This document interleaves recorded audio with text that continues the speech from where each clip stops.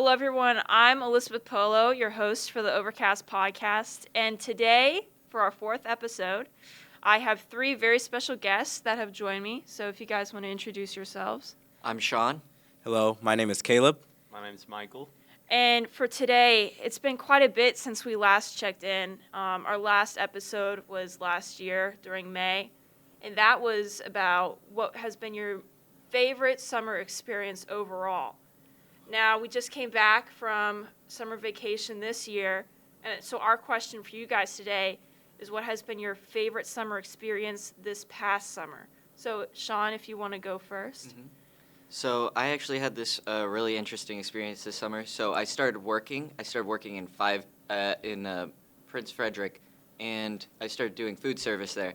And everyone has their like crazy work stories or whatever, but I have a really infuriating one. So I was doing like my normal shift work, making food or whatever, and then somebody tells me I had to bring out a curbside order. And I see no issue with this, so I walk out and they hand me a bag. Unknowing to me, but it was the wrong bag. It was somebody else's order. And if you looked at the 2 orders, you would know they're different because the names are on there, but also the size of the bags were completely different. And so I walk out there and I hand this person their bag. And I make sure that I've given them the right bag because that's what you're supposed to do. So they like rifle through their bag. I go, is this your correct order? And they assure me, they're like, yeah, that's good. And then they drive off. I'm like, awesome. And then 5 minutes later, one of my coworkers realizes somebody who's ordered food, we don't have their food for them because we just gave it to someone else. And we're like, oh no, I guess we'll have to remake the food, whatever. And we move on. 2 hours later, 2 hours. I don't know why someone would wait 2 hours, but they call into the restaurant complaining about the fact that they got the wrong order. And the thing with this wrong order is that they picked up like 5 extra burgers. So like me personally, if I was given the wrong order and I was given that much extra food, I wouldn't go around complaining about it personally. But it was also the fact that they waited 2 hours, which means they definitely went home, they ate it, they enjoyed their meal, and then they decided to make it our problem. And so I'm sat there witnessing as my manager is on the phone, just like trying to figure out what went wrong and then why they were calling about it. And so he has to write down like a little service complaint. That was the end of it. And I never see them come back in. And so that sticky note with their service complaint sat there for the entire summer. They never came in. They just decided to make a big deal out of it and then never came back on it for some reason. Yeah. What was their original order? Like, was it... It was like 2 or 3 burgers, like something like just for them. It was like a guy and his wife, and they were just in his truck. Oh. Yeah, like a really simple order, and they got like 2 families worth of burgers, drove off with it, and we're like, yeah, this is ours. I don't know. I don't know what was going through their heads. I mean, they were probably just thinking, hey, I could just get 2 extra burgers, even though that I paid for 3 or whatever. Yeah, it's just crazy to me that someone would bring that kind of greed when they've already been given something extra. Yeah. I don't know. So when you work at Five Guys, you said? Yeah, 5 Guys. Do you have a summer story? So over the summer, as a senior this year, I went on some college visits / like college camps. One I went to was at the University of Maryland, but also I went to one at the University of Missouri. And that one was a journalism camp kind of thing. So while I was there, we were able to live in like the dorms that you would live in if you were going there to the school. And during the time, it was so crazy because this was my first experience like doing a lot of different things. Like it was my first plane ride by myself, and just my first time being like away from my family for that long, it seemed like. But like just getting to Missouri was a challenge for me because on my ticket for the plane, it had the wrong terminal on it at first. So I went to the terminal that I thought I was supposed to go to, and I almost ended up in like Colorado or something like that, which is a little bit far west. Yeah. Definitely more west than Missouri. To say the least. But luckily, like my mom was looking out for me, and she emailed or text me. I think it was a text that she sent that updated the ticket for me. But that was crazy. And then from there, just the time I had in the dorms with all those different students, aspiring journalists and such, was just a great time. And I remember one time, I think it was it was the last night. All the boys on my floor, like, we kind of had like a party. We were playing like Mortal Kombat or something on because somebody obviously had to bring an Xbox, or I think it was a PlayStation actually, but some kind of console. In this guy's room, we were partying in, I guess. He had every snack imaginable. It was crazy. Like from Kit Kats to pretzels to Pringles to candies like Starburst and Skittles.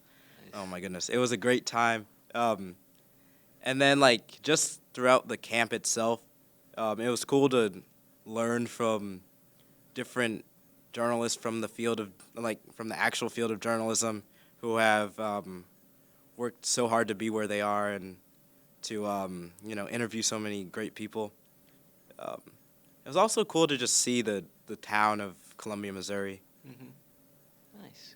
What was your favorite memory, I guess, at the camp? Because I mean, I've never been to a college camp before, so I'm kinda curious. I would say my favorite memory was like every night, like before we'd have a curfew or whatever. Mm-hmm. Every night we'd go out to this basketball court and play basketball with me and some of the other guys. And it was just fun because honestly, none of us were like that good. So it was kind of cool to just kind of mess around. And yeah. Do you think so? I've been to something similar before, and I know I was just getting like the straight up college experience. Like the dorms weren't like anything to like be like happy with or whatever. It was just a dorm room. Do you think they like glammed it up or whatever for you, or was it just like you're getting college? No, experience? it was straight up college experience. That's great. Yeah, the dorms were okay.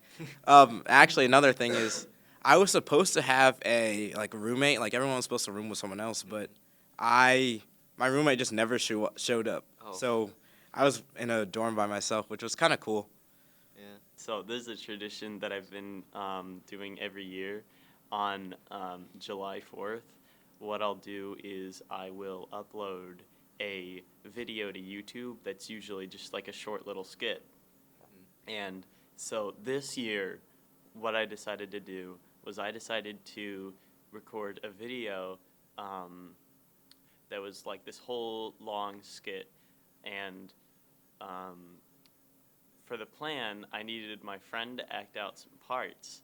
And I needed to get him a wig. So I had the brilliant decision to bike to his house and bring him the wig. It was this was like 2 days before July 4th, so I really didn't have much time. Crunch time, yeah. And it was incredibly hot. It was around high 80s or something. I don't know. Early July weather. Yeah. Yeah. And so I rode my bike, and down on these roads, there is nowhere where you can really ride your bike. It is the car lanes and then fall straight into the woods. So I'm teetering on just the very edge of the road, trying not to get hit by cars.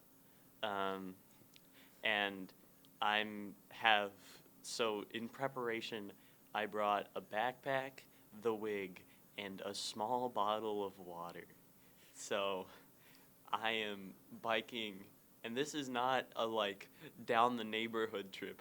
This is 3 miles to his house. Oh So my goodness. I have am trying to make it to his house. So I get on the road. I know the area like the back of my hand. I've gone all over the place. but only walking, which is easier than biking. So I rode down, and this whole time I was like listening and looking for cars, and I didn't really want to stop. So when a car started coming from my direction, the direction I was headed, Yeah. I would go to the right side of the road and just go around the car. It was not a good So you were plan. driving head on? I On the was other side, I yeah. was riding my bike head on because it is actually safer to do that then because you can see the cars. Because it'll sneak up on you if you. It's just like the same with when you're walking in like a neighborhood. You want to make sure you can see the car coming. Oh, yeah, okay, Yeah. okay. I'm not driving like driving a truck down the left side of the road. So I'm riding my bike, and I hear this car coming, and I'm at a hill, so I cannot see over the hill. So I think that the car is coming from in front of me, so I go to the right side of the road. I'm going my bike, and so we have the road. It is a straight parallel road. Yeah. And then I turn my bike perpendicular to the road to go all the way to the right. Big issue. The car was not on that side of the road. It was going the same direction as me. So it was going down the right side of the road. So here I am on a bike perpendicular to the road, and there is a car speeding directly towards me. Yikes. So I do not see this car until it is a mere couple dozen feet away. Yeah. So Too this late, guy basically. this guy slams on his brake, and I just turn my bike to just get out of the way. And thank God this guy did not run me over. Yeah. He stopped. There was around a foot between the bike and the car, A little so close. close call. But I went on my merrily way, made it another half a mile, ran out of water, got dehydrated. And because after this point, it goes down a hill, and then it's all uphill. It's just Oof. a constant uphill ride, and I've run out of water at this point. So, and there's nothing around. So I've turned off of the road that I was just on, where the guy almost hit me. And the road I turned onto has no houses, and it's all uphill, curvy roads. So if something happens, wow, where did he go? No one will ever find me. Middle of nowhere road. Yeah. And so I'm going slow, and I've just stopped swerving to the other side of the road to get around cars. When I see a car, I've started just pulling to the side. That's Doesn't good. matter because no cars are coming. But I eventually make it half a mile from where I almost got hit, and I just sat on the curb, called my mom because I was dehydrated, and I gave up. Oh my gosh. So So you didn't even go to your friend's house? I did. She took you there, I'm guessing. She took me there. Yeah, Oh that's my good. So she brought me there. The video never ended up getting made Aw. because I passed the July 4th deadline. So the whole plan was to do it with a song. I did not. I lost interest. So it was by the time I gotten any solid progress made, it was July 10th, and I was I need to. to. Yeah, I was too much. I had generally lost interest, and I had a lot of other stuff going on. So, So, how come your mom didn't just take you there in the first place? it was a secret. I didn't even tell her. Oh, how mad was Oh. she? Oh, she wasn't mad. This is pretty tame for me. So was she probably also asking the same question? Like, why didn't you just ask me to take you to his house? Yeah, that's actually exactly what she. Yeah. Did you tell her about like almost getting hit? No, I would not tell my mother that. Yeah. Well, Michael's mother, if you're watching this, don't watch it. I won't tell it. I will not tell her about this. You should put like a warning at the beginning. Of Yeah. the video. If you are Michael's mother, turn off. Alrighty. We hope you've all had a blast listening in to our first episode of the 2022-2023 school year. The Overcast podcast crew would like to thank our special guests, Michael McDermott, Caleb Evans, and Sean Foss for joining us today. Behind the scenes, our camera operators are Zach Milio and Charles Smith, with audio by Will Gilreath. Today's episode was produced and hosted by Elizabeth Polo. Our music is created by Sean Manley and Christian Prestigiacomo. And remember, when the skies are gray, tune into the Overcast podcast to brighten your day.